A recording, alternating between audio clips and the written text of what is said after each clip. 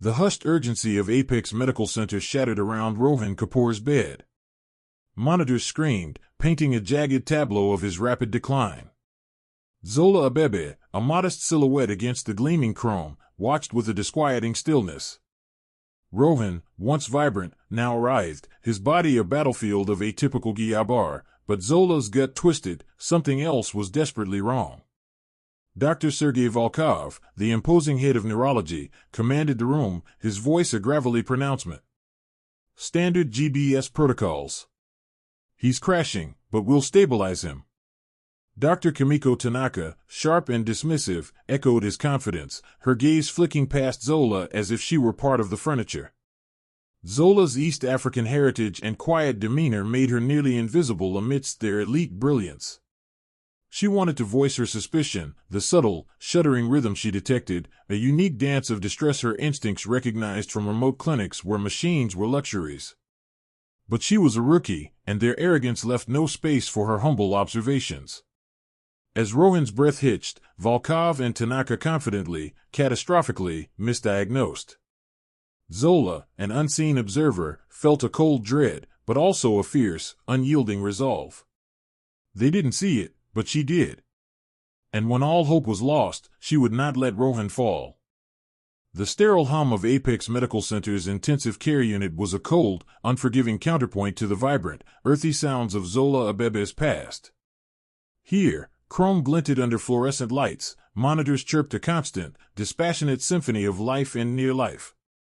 Zola, a whisper in the opulent grandeur of the ICU, moved with a quiet efficiency born of necessity, her modest uniform a stark contrast to the crisp, expensive suits of the consultants. Rohan Kapoor, her patient, lay ensnared in a web of wires and tubes, his young face a pale mask against the pristine sheets.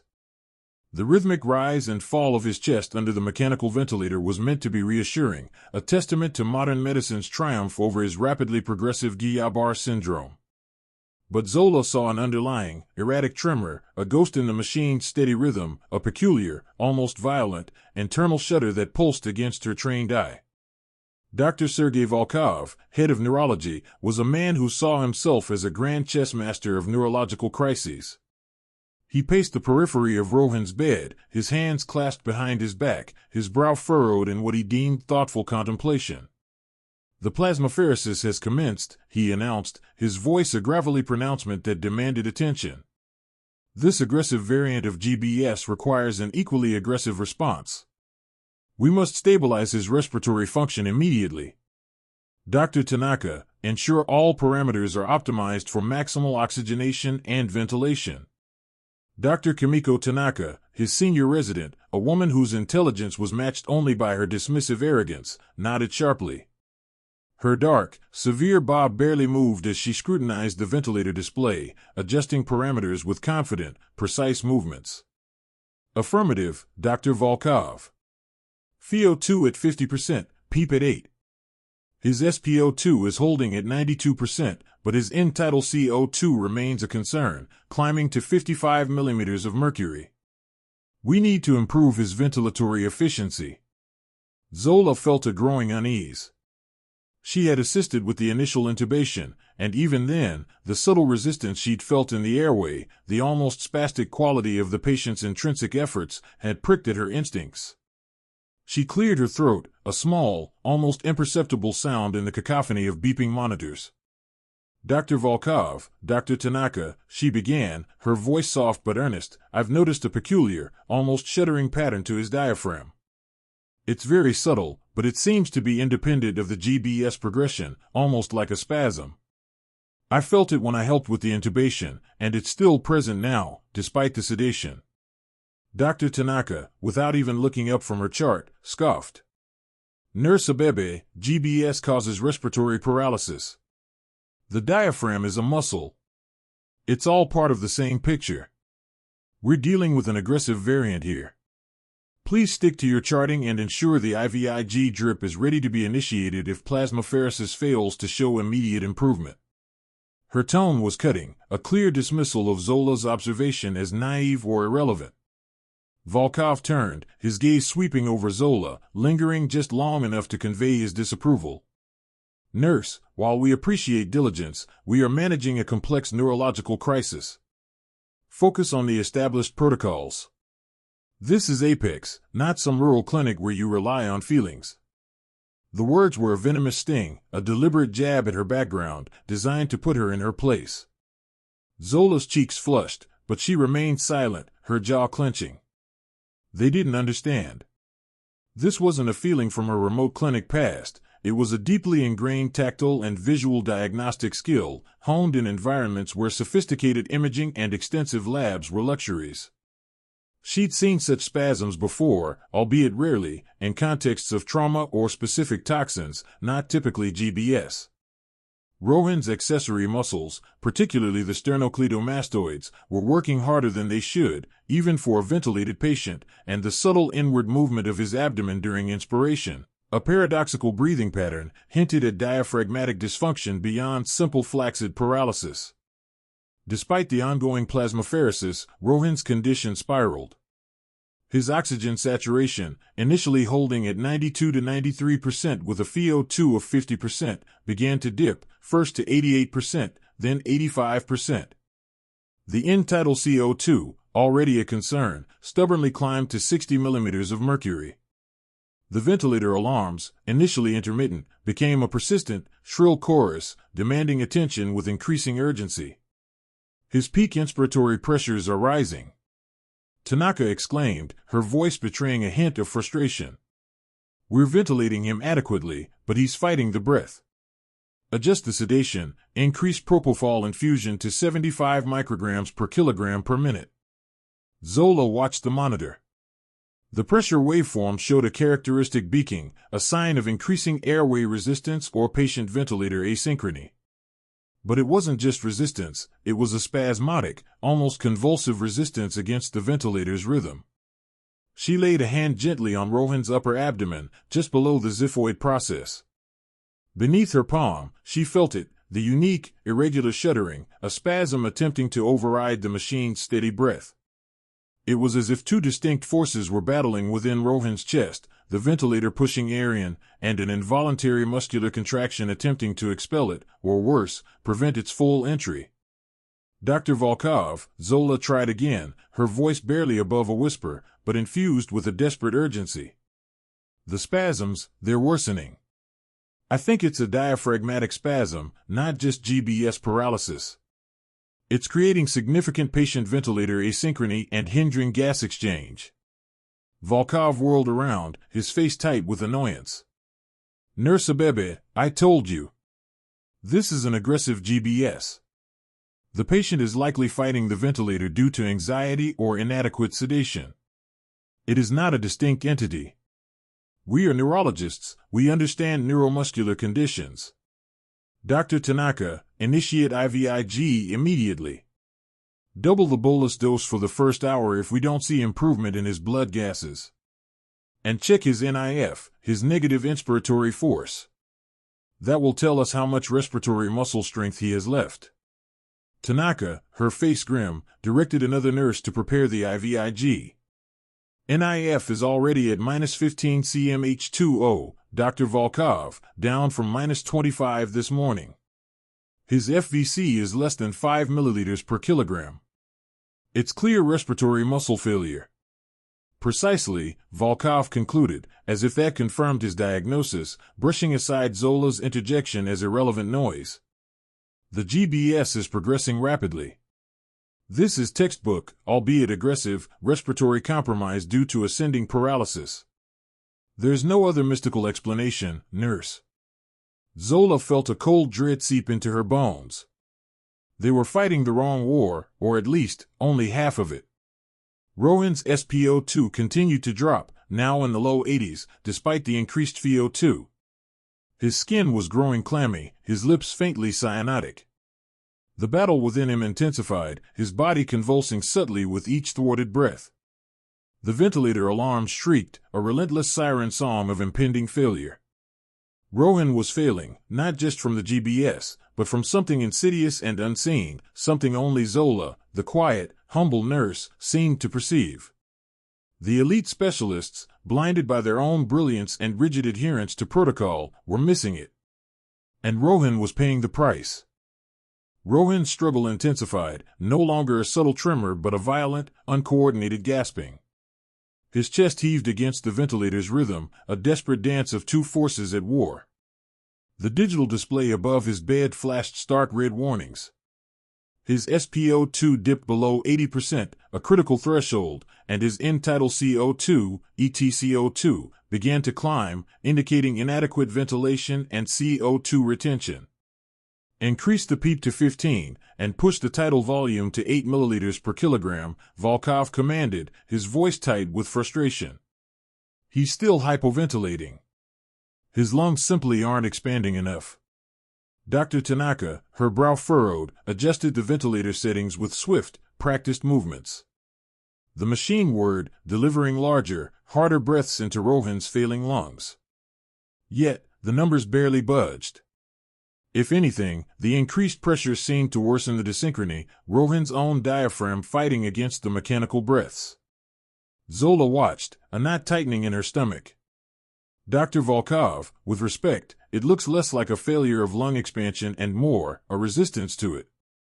His abdomen isn't relaxing with the inhale. It's almost as if his diaphragm is spasming, seizing against the breath. It's not flaccid paralysis. She pointed to the subtle, yet undeniable, paradox of Rohan's abdominal movement, contracting inwards during inspiration instead of expanding. It was a detail so small, so often missed amidst the chaos of a crashing patient. Volkov turned, his gaze sharper than a scalpel.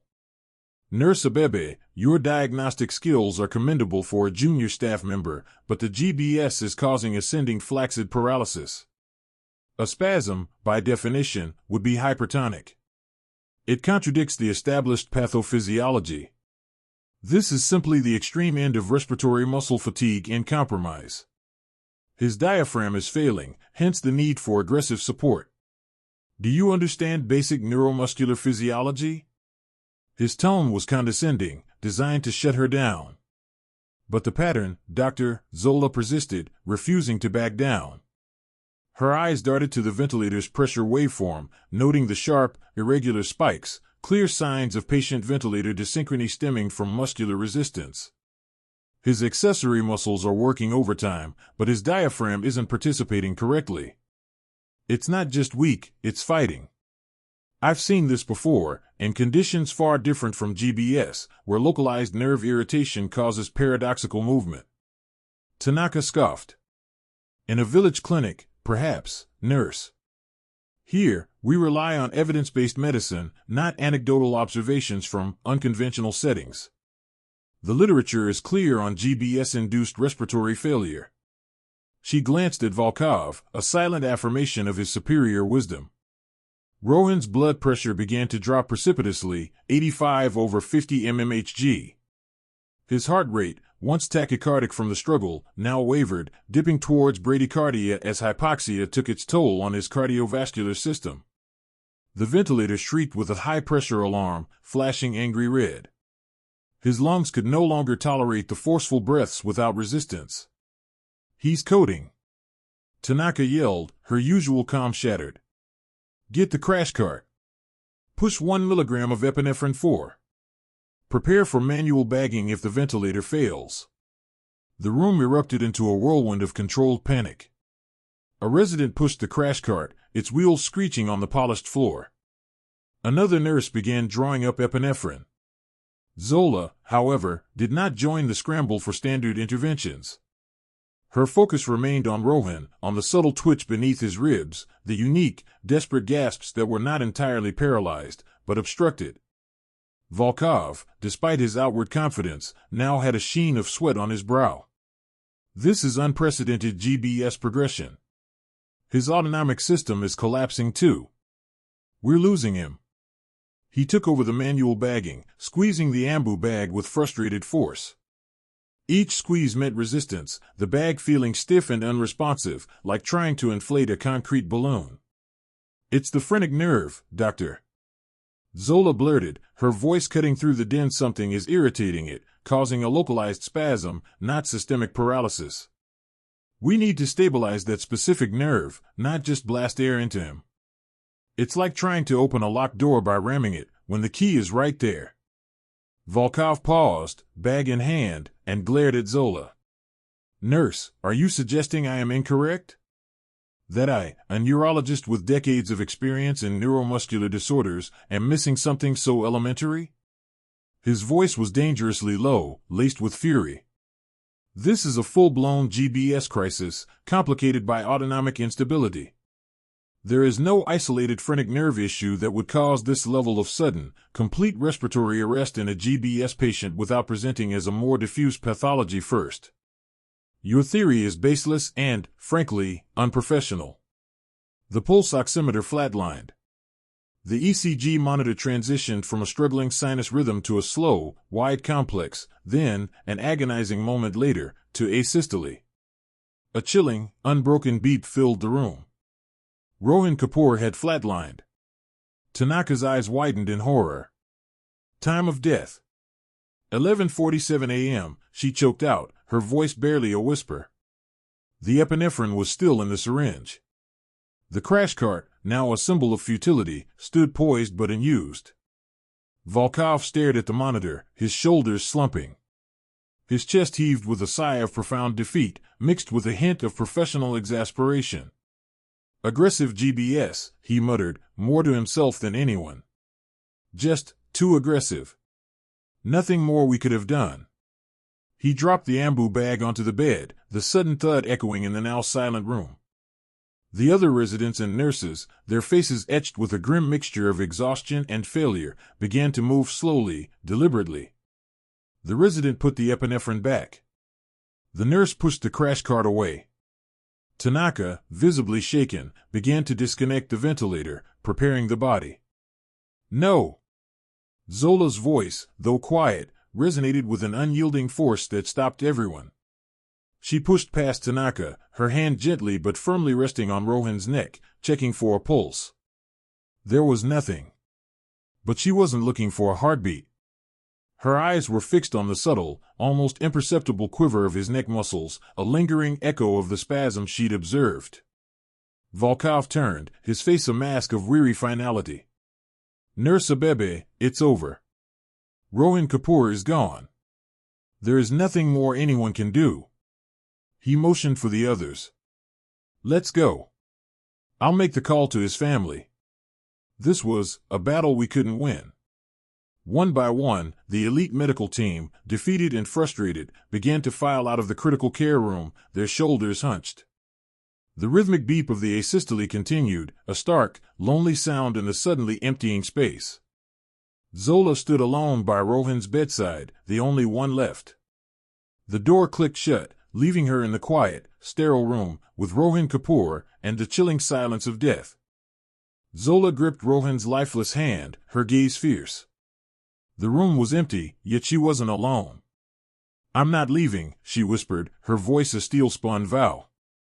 Everyone else had walked away, blinded by their assumptions and their perceived hierarchy. But Zola saw something they didn't, felt a flicker of hope where they saw only defeat.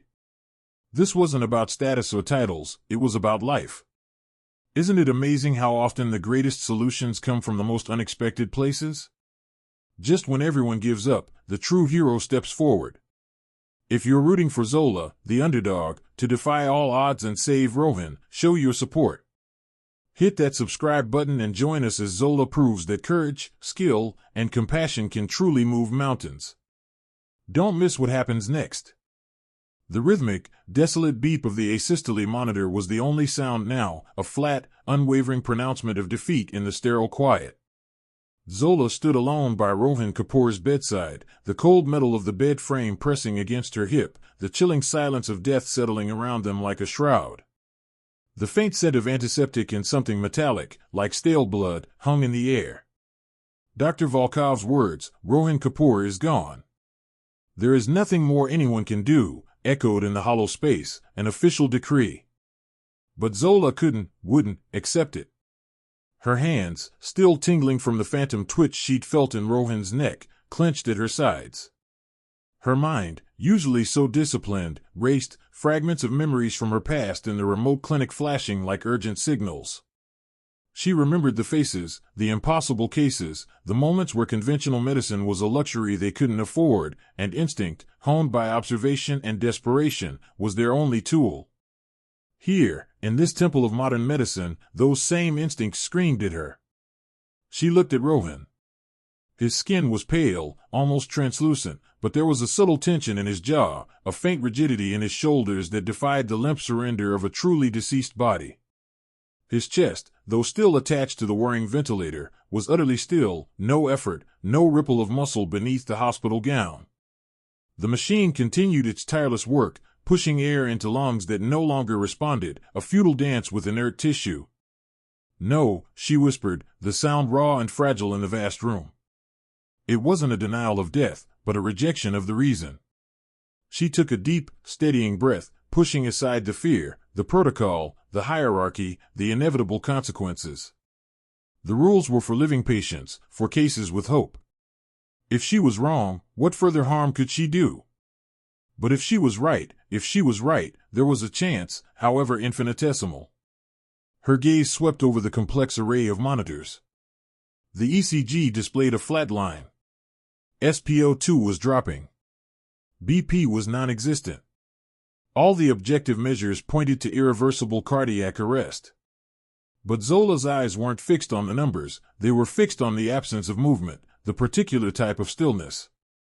She leaned closer to Rowan's neck, her fingers pressing gently but firmly along the lateral aspect, just anterior to the sternocleidomastoid muscle.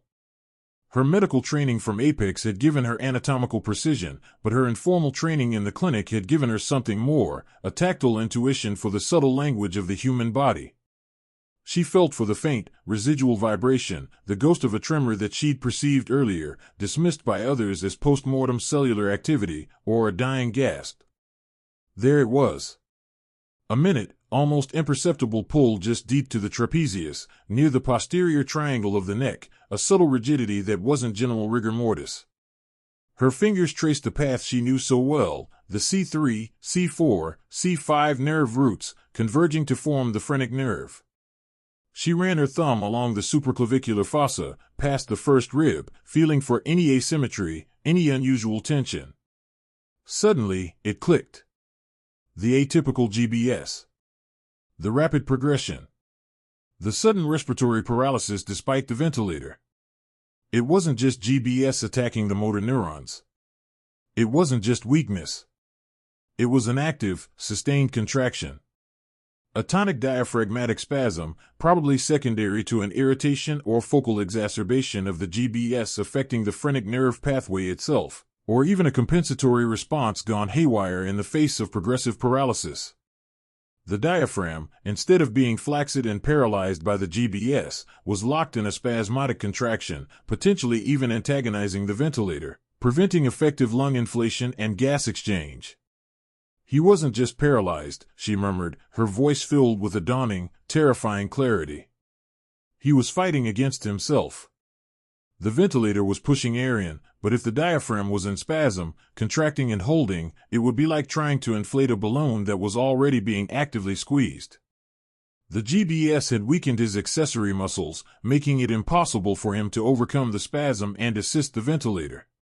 The continuous, agonizing contraction, though subtle from the outside, would rapidly exhaust whatever residual metabolic reserve he had, leading to hypoxia, acidosis, and ultimately, cardiac arrest.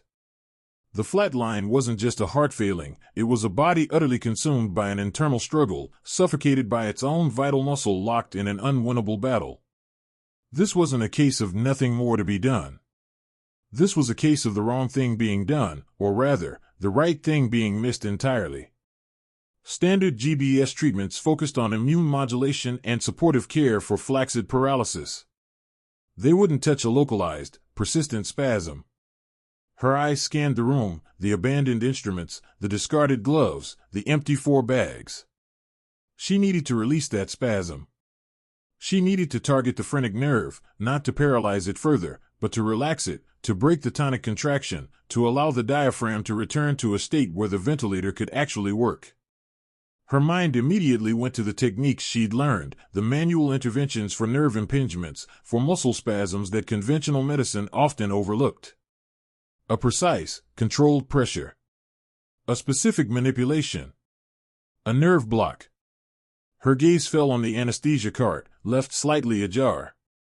Volkov had been preparing for an emergency intubation earlier, just in case. There would be lidocaine, probably bupivacaine. And needles.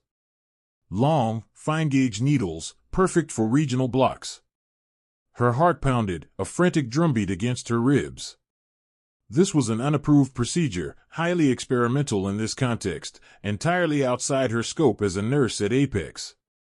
It was medical heresy. But Rohan was already gone by their metrics. What was the alternative? To let him remain a statistic, a misdiagnosed tragedy? Not on my watch, she affirmed, her voice gaining strength, resolve hardening her features. She moved with a sudden, purposeful energy. First, she needed to optimize Rohan's position. Gently, she adjusted his head, using a rolled towel to achieve a slight extension and contralateral rotation, exposing the supraclavicular fossa fully. This would allow better access to the phrenic nerve's superficial pathway at the neck. She checked the ventilator settings one last time, ensuring maximum PEEP and tidal volume, hoping to provide any oxygenation possible in the interim. Next, the instruments. Her eyes darted to the small, mobile procedure cart next to the bed. A sterile tray, untouched, sat waiting.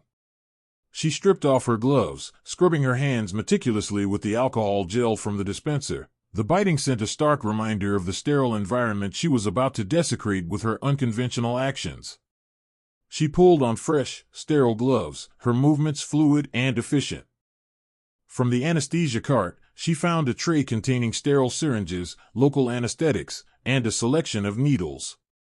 She chose a 25-gauge spinal needle, long enough, fine enough, with a sharp, precise bevel. She located the lidocaine, ensuring it was plain, without epinephrine, as she didn't want any systemic vasoconstrictive effects. She also grabbed a small vial of sterile saline. She knew the risks. Accidental pneumothorax. Brachial plexus injury. Hematoma. Infection. But the greatest risk, the one that overshadowed all others, was inaction.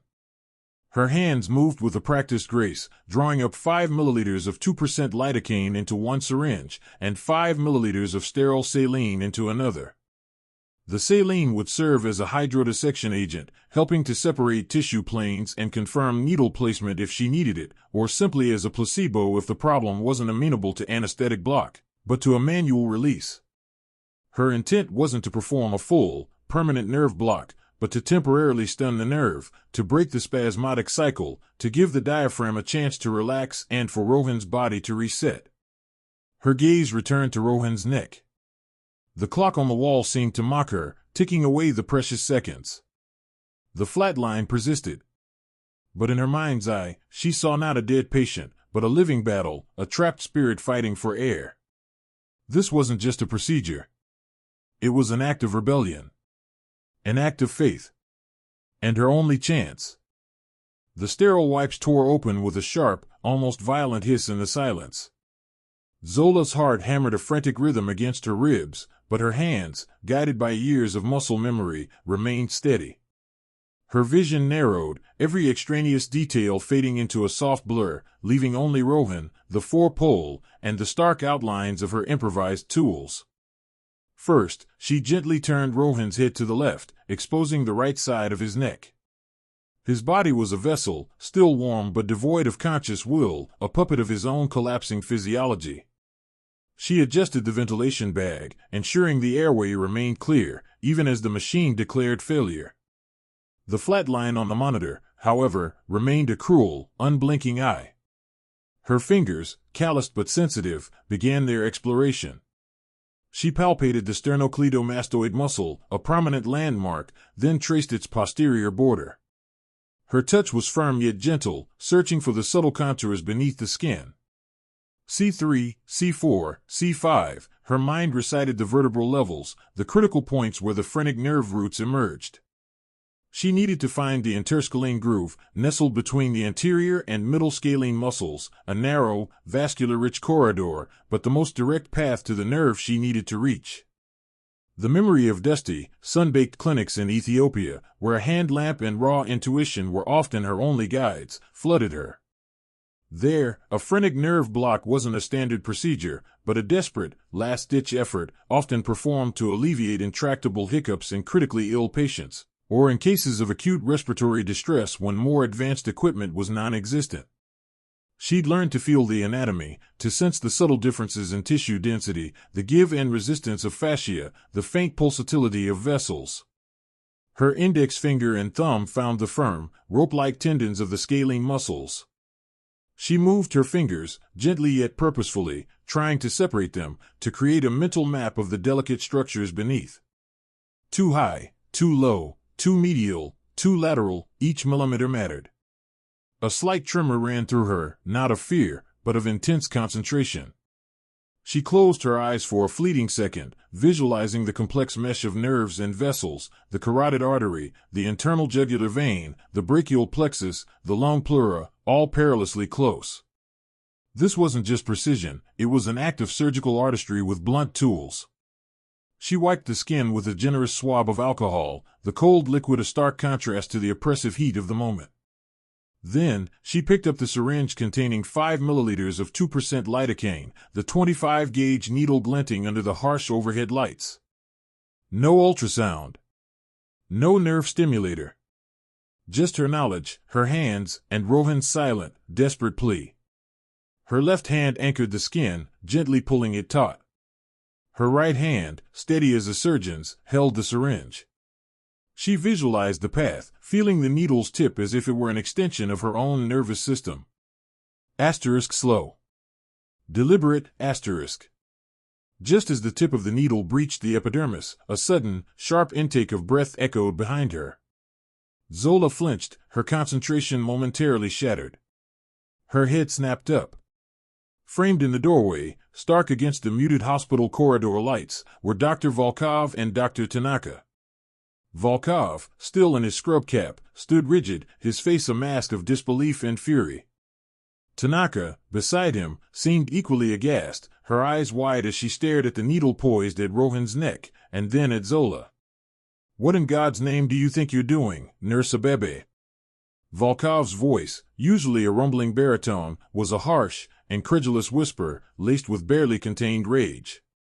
He took a step forward, as if to physically stop her. Zola didn't answer immediately. Her gaze flickered to the flatline, then back to Rohan's unmoving chest, then to the syringe in her hand. The interruption had been jarring, but the sight of Volkov's outrage only hardened her resolve. She was past the point of seeking permission or even explanation. Rohan was dying. She was the last stand. "I'm saving his life, doctor," she stated, her voice quiet but firm, holding his gaze for a beat before returning her focus to Rohan's neck. Her fingers, though momentarily tensed, resumed their steady hold. "Saving? You abandoned him." Tanaka interjected, her voice rising in disbelief. "You left him to die and now you're injecting him with something?" Volkov strode fully into the room, his eyes darting from the monitor to Zola's hands, then back to the monitor. "Nurse, step away from the patient immediately. This is a medical procedure, an invasive one. You are not authorized." His voice was gaining volume, threatening to become a shout. Zola ignored him, her focus absolute. The interruption had cost her precious seconds, but her resolve was now tempered steel. She pushed the needle forward, feeling it pierce through the superficial fascia, then deeper, seeking the subtle resistance of muscle, the target groove. She could feel the minute vibration of the carotid pulse deep within the tissues, a constant, silent reminder of the precision required. Her past came alive, not as memory, but as present tense instinct. The flicker of a distant flame in a hut, the desperate pleas of a family, the weight of a life in her hands. A subtle pop confirmed the needle had passed through another layer of fascia. She knew she was in the correct plane, within the interscalene groove, in the vicinity of the nerve roots. Aspiration, she muttered to herself, a reflex learned from countless procedures. She pulled back slightly on the plunger. No blood. Good, she was clear of the major vessels. The danger was still immense, but a critical hurdle was cleared. What are you doing? What are you injecting? Tanaka demanded, stepping closer, her face a mix of horror and morbid fascination. She looked at Volkov, who was now standing frozen, observing Zola's movements with a bewildered, almost awestruck intensity, his initial fury momentarily eclipsed by the sheer audacity of what he was witnessing. Zola didn't respond to Tanaka. Her focus was on the plunger, on the minuscule, almost imperceptible displacement of the lidocaine. She injected a tiny bolus, perhaps 0.2 milliliters, slow. Deliberate. Watching. Waiting. The body was a complex symphony, and she was attempting to quiet one errant, violent instrument. She rotated the needle slightly, advancing it another fraction of a millimeter. Another aspiration. Still clear. Another minute, controlled injection. She repeated this, delivering small aliquots, feeling for subtle changes in tissue resistance. Each micro-movement of the syringe was an act of profound trust in her own hands and her own learned senses. Phrenic nerve block, Zola finally articulated, her voice tight with concentration, barely above a whisper. To break the diaphragmatic spasm. I believe his respiratory arrest is being compounded by a rare form of spasm, not just GBS paralysis. Volkov scoffed, a short, disbelieving sound. A diaphragmatic spasm? Unidentified? Nonsense. We've run every test, every panel. And a phrenic block? Without imaging? You risk puncturing his pleura, nurse. You risk a pneumothorax. You could sever the nerve. The brachial plexus is right there. His voice was regaining its full, booming force, but there was a tremor in it now, born not just of anger, but of a dawning, terrifying realization of what Zola was attempting. I'm aware of the risks, Doctor, Zola replied, her eyes never leaving Rohan's neck, her hand unwavering. The alternative is certain death. He is already there. Her fingers, still holding the needle, began a different kind of work. A subtle, almost imperceptible rotation, a gentle, precise pressure. This was the manual intervention part, not just injecting, but carefully manipulating the tissue, trying to release any facial restrictions, any muscular tension that might be binding the nerve, even as the anesthetic began its work.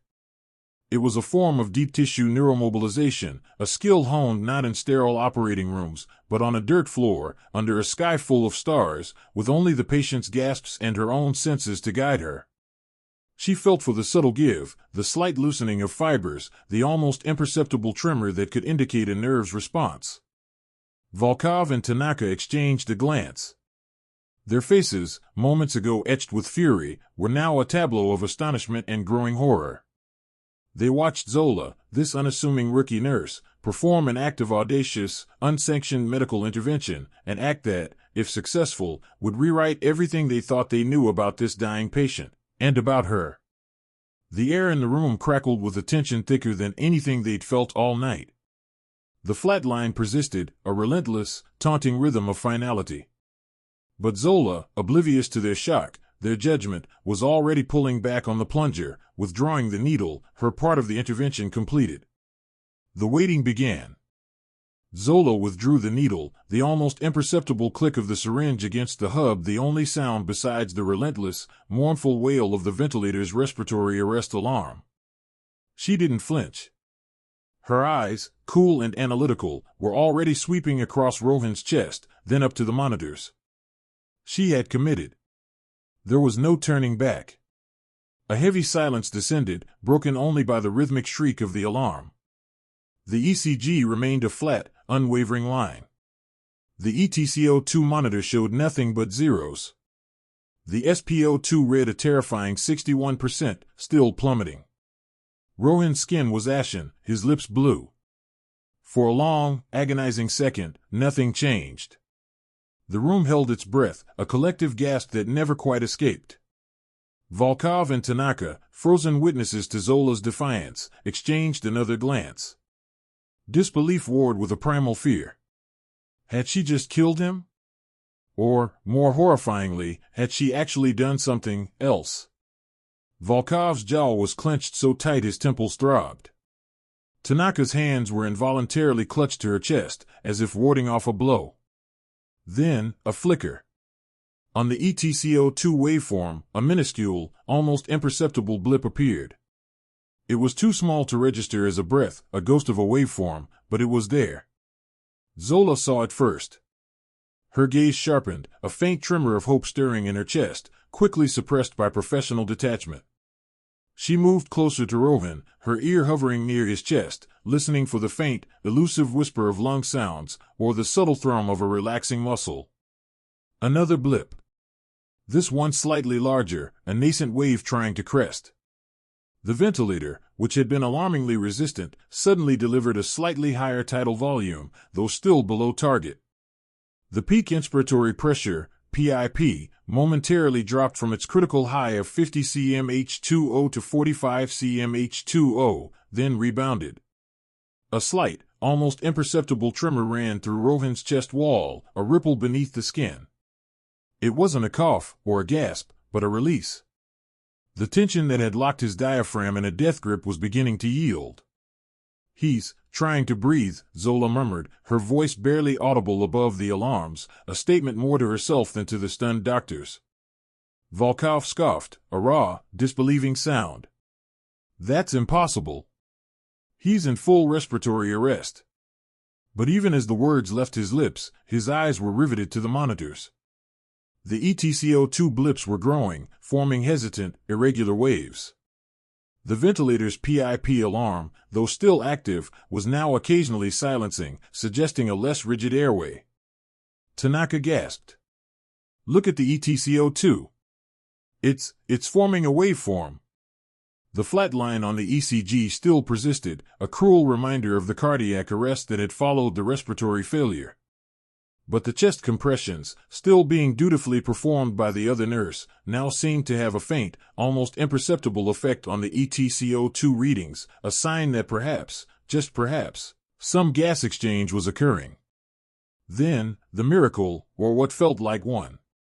The SpO2 monitor, which had stalled at 59%, began to creep upwards. 60. 62. 65, it was still dangerously low, but it was moving. The blue tint to Rohan's lips seemed to soften, infinitesimally. A ghost of color returned to his ashen cheeks.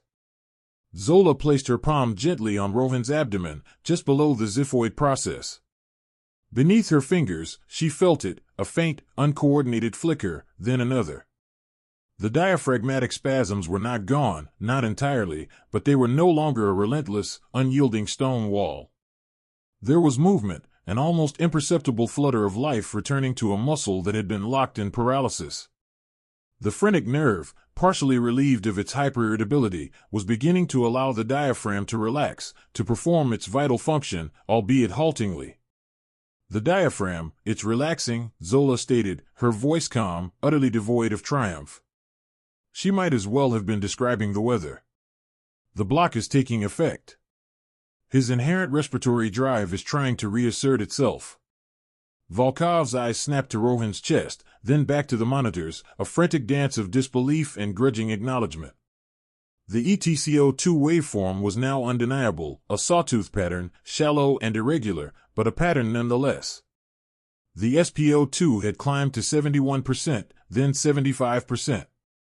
The ventilator was no longer shrieking with constant high-pressure alarms, it was delivering its breaths with less resistance, the PIP hovering around 30 cmH2O. "Impossible," Volkov whispered again, but this time, the word was stripped of its arrogance, replaced by raw awe. He was agonal. He was gone. Suddenly, the ECG monitor, which had been flatlining in asystole for what felt like an eternity, flickered. A single, wide, chaotic QRS complex appeared, then another. Ventricular fibrillation. Not normal sinus rhythm, but it was electrical activity. The compressions continued, the other nurse's rhythm unchanged, but now, there was something to perfuse. "He's converting to a rhythm," Tanaka exclaimed, her voice cracking with shock. "VFib. We need to shock him." Zola nodded, already moving. "Keep compressions going. Get the pads on him, stat."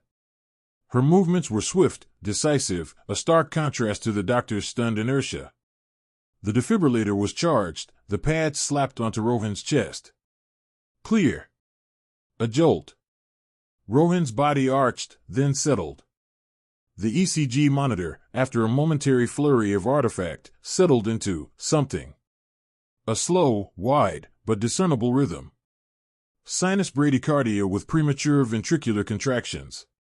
It wasn't perfect, but it was a rhythm. A heartbeat. The room erupted. The ventilator's alarms quieted, now only indicating low-volume breaths, but not total obstruction. The SpO2 continued its ascent, inching past 80%, then 85%. Rohan's color was markedly improved, the terrifying cyanosis receding.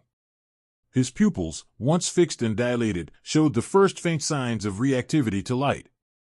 Volkov stumbled forward, his hand reaching for Rohan's wrist, finding a pulse, weak, thready, but there. He pressed his stethoscope to Rohan's chest, listening.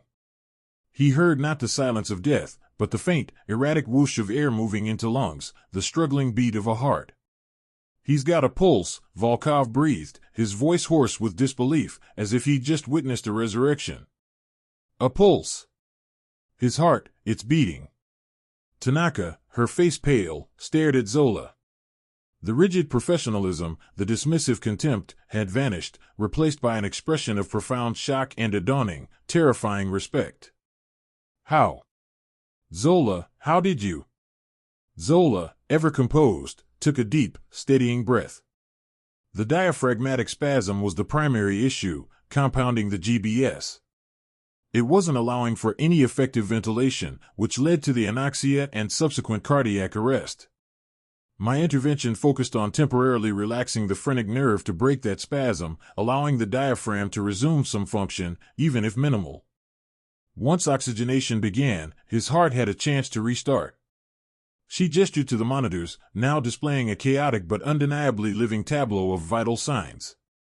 It was the acute cause of his rapid decompensation, the one we overlooked. Volkov looked from the monitors to Rohan, then to Zola. The arrogant, dismissive facade cracked, revealing a man utterly stripped of his certainty. He had dismissed her, scorned her, declared this patient lost. And she, with nothing but her hands and a deep, unconventional understanding, had pulled him back from the precipice.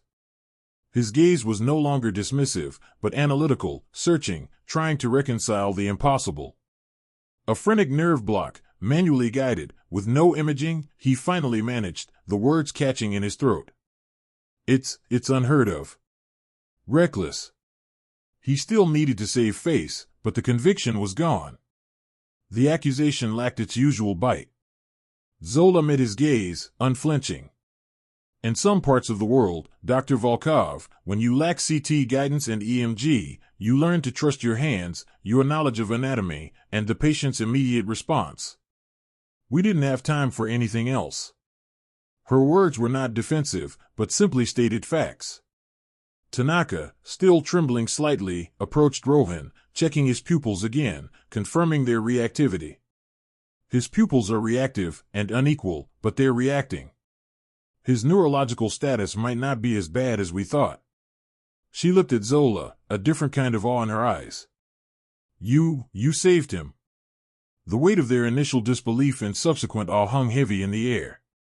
The unspoken accusation of recklessness was overshadowed by the undeniable reality: Rohan Kapoor was alive. His heart was beating, his lungs were struggling but breathing, his brain was showing signs of recovery.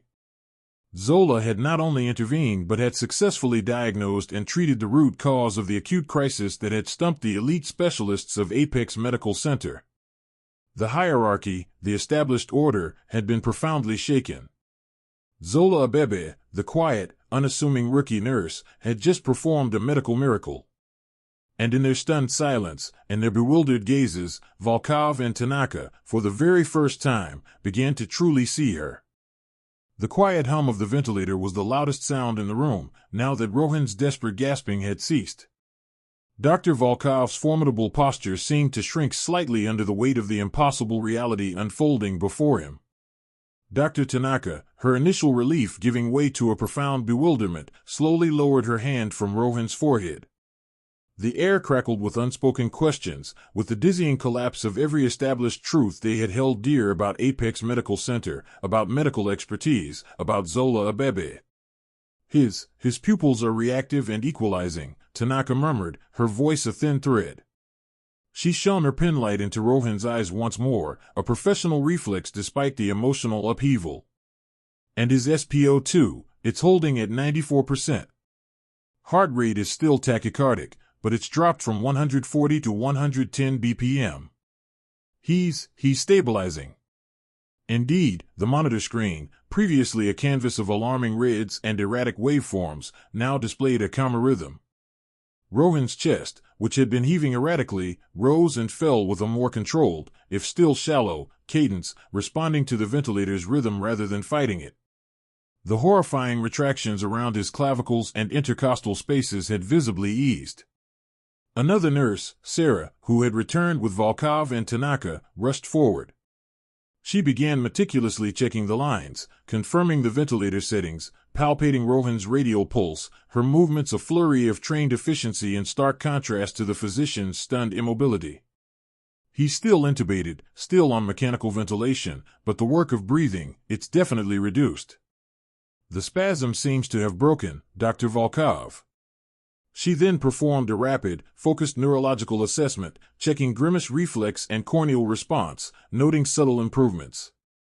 Volkov, finally finding his voice, though it was rough, almost a croak, turned to Zola. His eyes, usually cold and sharp, were a mixture of disbelief and an embryonic, grudging respect. Nurse Abebe. Explain. Immediately. His demand lacked its usual imperious bite, laced instead with a desperate need for answers. Zola, her hand still resting gently on Rowan's neck for a moment longer, ensuring no immediate regression, met his gaze calmly. She didn't preen, didn't boast, didn't even seem aware of the profound impact of her actions. Her focus remained singularly on the patient. He wasn't simply in respiratory arrest from GBS, Dr. Volkov, Zola began, her voice steady and clear, cutting through the lingering tension.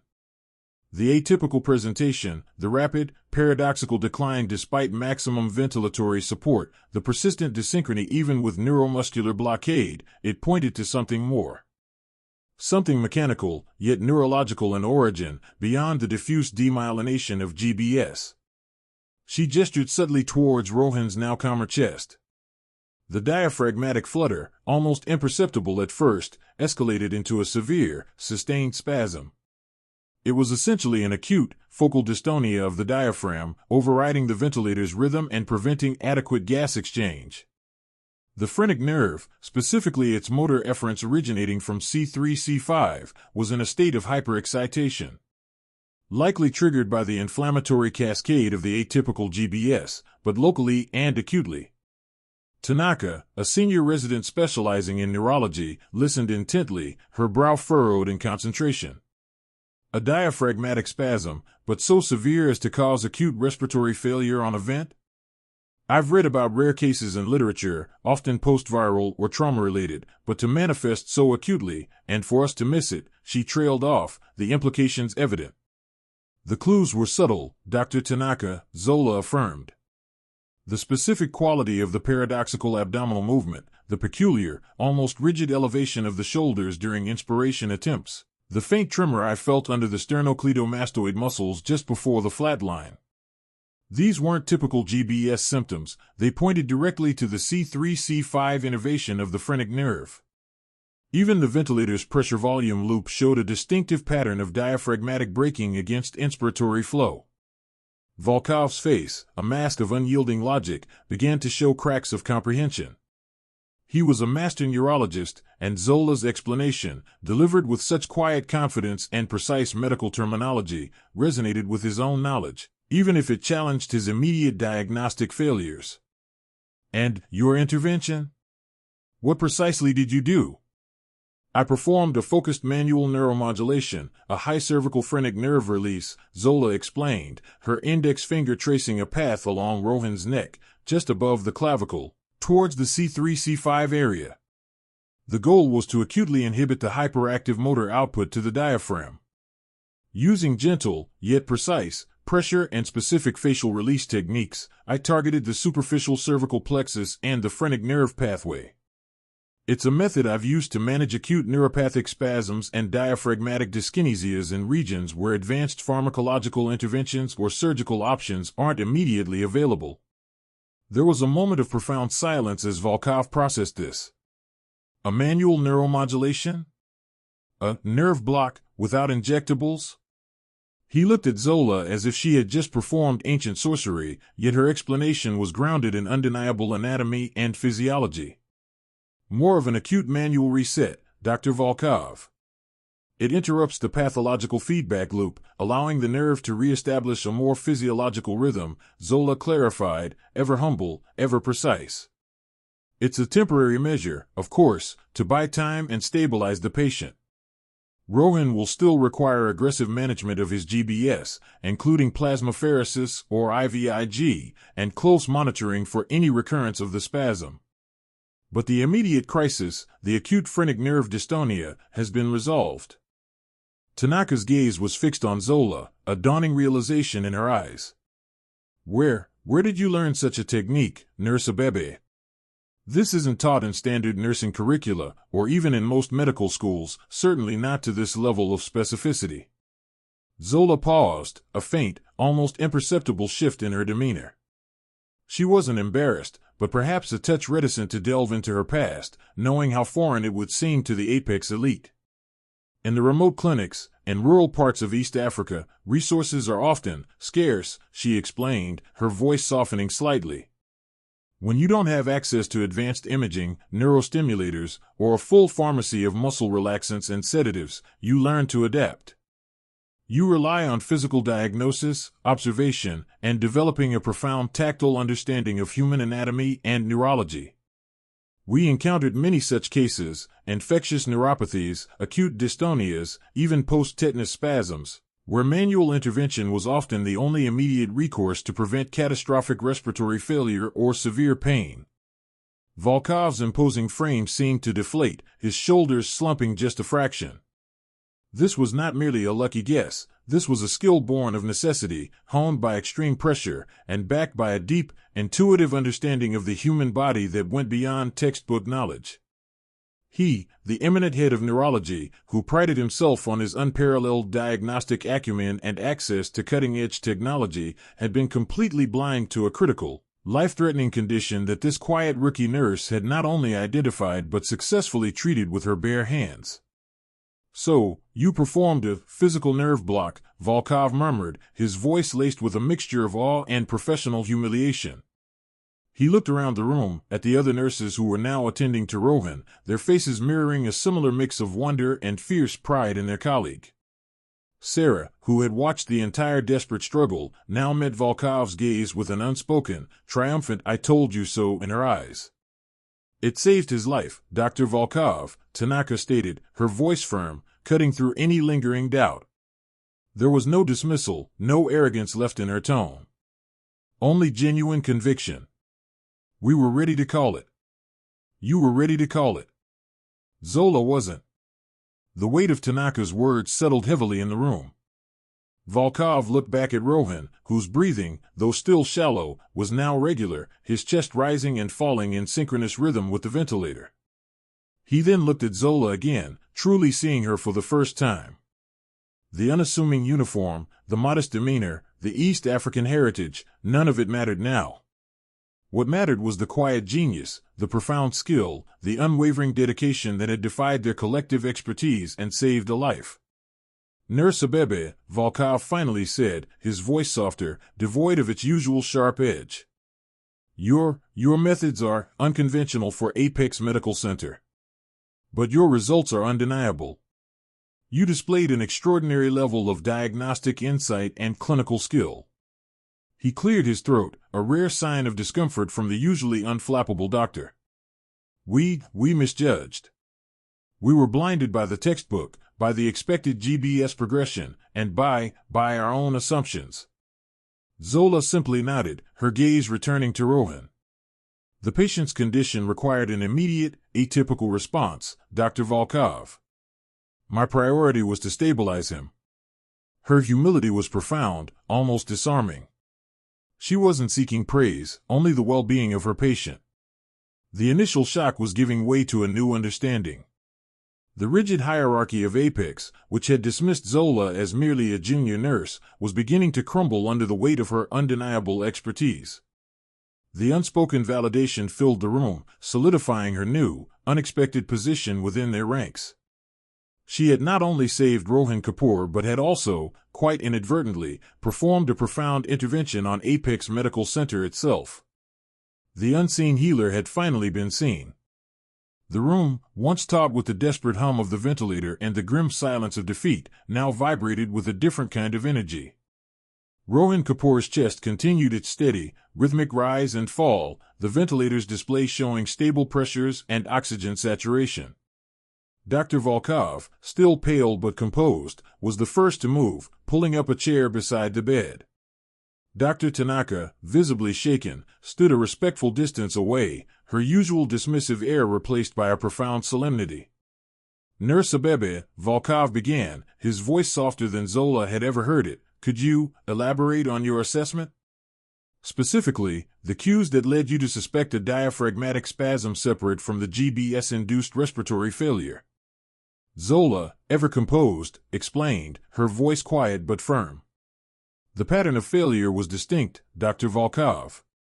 While GBS typically causes a progressive, flaccid paralysis affecting respiratory muscles, Rohan's decline involved sudden, deep inspiratory efforts followed by paradoxical abdominal movement, despite adequate sedation and ventilator support.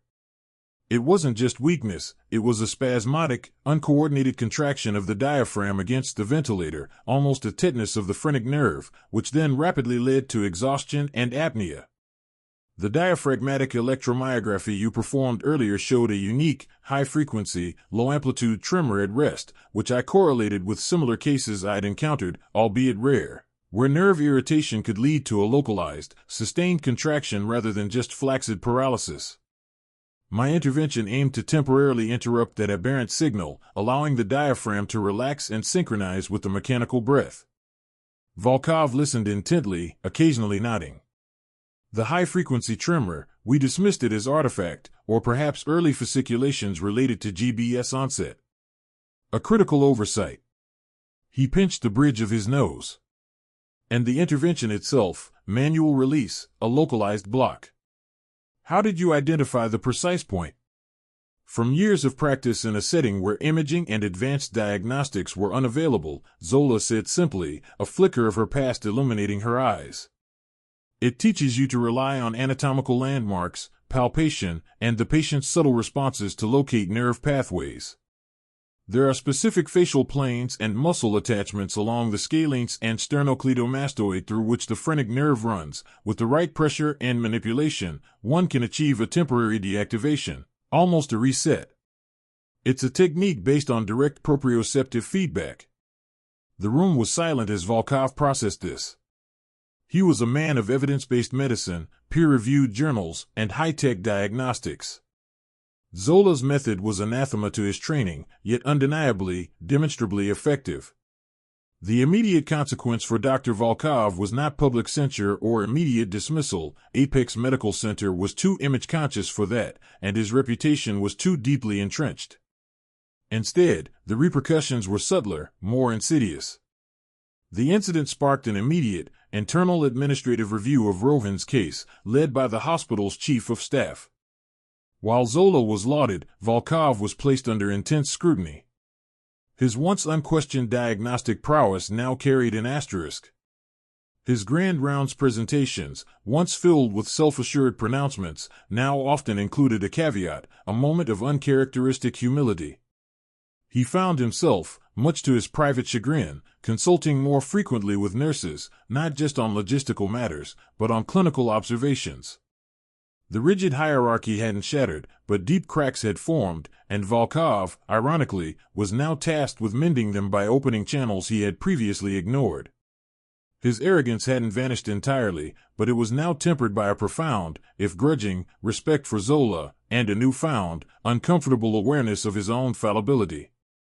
He would never fully admit it aloud, but a seed of doubt had been planted, forcing him to reevaluate his entire approach to diagnosis and patient care.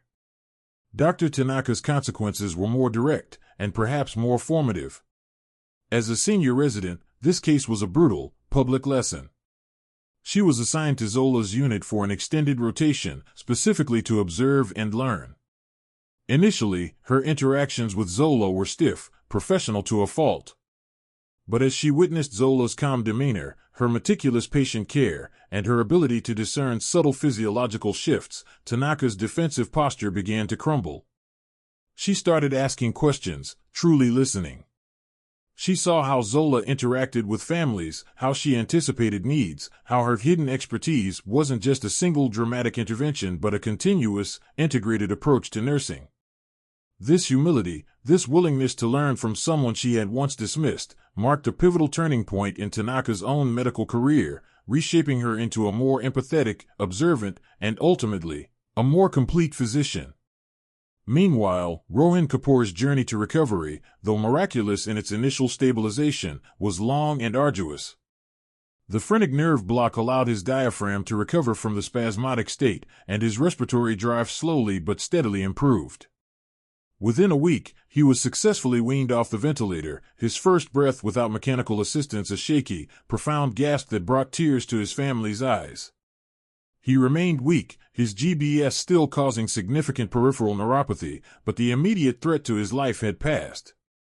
His days were filled with intensive physical and occupational therapy, relearning to walk, to feed himself, to regain fine motor control. Zola visited him often, checking his nerve function, offering encouragement, her gentle presence a beacon of hope for him and his family. Rohin, once he regained full consciousness and learned the full story, became Zola's most vocal advocate, his gratitude boundless.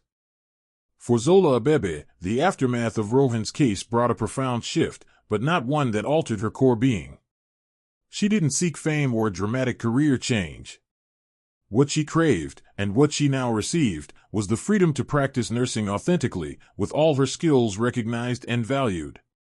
Apex Medical Center, under pressure from the internal review and the compelling evidence, established a specialized neuromuscular intervention team, with Zola Abebe as its lead clinical nurse specialist. Her role wasn't to replace doctors but to act as a crucial diagnostic and therapeutic bridge, her unique manual interventions becoming a last resort for complex, intractable cases. She trained other nurses, shared her knowledge, and helped Apex develop a more holistic, interdisciplinary approach to patient care, one that actively sought input from all levels of the medical team. Her modest office, once a forgotten corner, now saw a steady stream of physicians and residents seeking her counsel. Zola's authentic life was not one of celebrity, but of quiet, impactful service. She continued to wear her modest scrubs, her demeanor unchanged. She still greeted every patient with the same gentle respect, the same observant gaze. Her East African heritage, once a subtle marker of her otherness in the elite hospital, was now understood as a source of her unique perspective and resilience. She had not become an apex doctor, she had elevated the role of an apex nurse. Her expertise, once hidden, was now woven into the very fabric of the hospital, proving that true healing often lay beyond the rigid confines of titles and established hierarchies, emerging from unexpected places, from those who dared to look beyond the obvious, and from the profound dedication of the unseen healer. The incident with Rohin Kapoor served as a powerful, enduring lesson for Apex Medical Center. It wasn't just about one patient saved or one nurse's skills validated. It was a testament to the idea that innovation and compassion are not exclusive to any single role or background. It underscored the critical importance of humility in the face of the unknown, the necessity of listening to all voices, and the power of unconventional wisdom. In a world increasingly reliant on technology, Zola Abebe had demonstrated that sometimes the most profound interventions come from the deepest human connection, the keenest observation, and the most precise touch. Her quiet triumph reverberated through Apex, inspiring a new era where expertise was measured not by status, but by its capacity to heal, and where every member of the team, no matter how humble their appearance, held the potential for extraordinary contribution. The unseen healer had not only been seen, she had illuminated the path for everyone else. Zola Abebe's quiet triumph wasn't merely a personal victory, it was a profound transformation for Apex Medical Center. Her presence embedded a new philosophy: true expertise transcends hierarchy, title, or appearance. Apex began to actively seek out diverse perspectives, fostering an environment where every voice, no matter how humble, held potential value. Zola's legacy shifted the very fabric of the hospital, proving that the most powerful healing often comes from unconventional wisdom, compassionate observation, and the courageous application of unique skills. What powerful lessons do you draw from Zola's journey? Have you ever seen an unseen healer change the game? Share your thoughts below. Don't forget to like this story and subscribe for more tales of extraordinary courage and unexpected heroes. Let Zola's story inspire us all to look deeper, listen closer, and recognize the invaluable potential in everyone around us.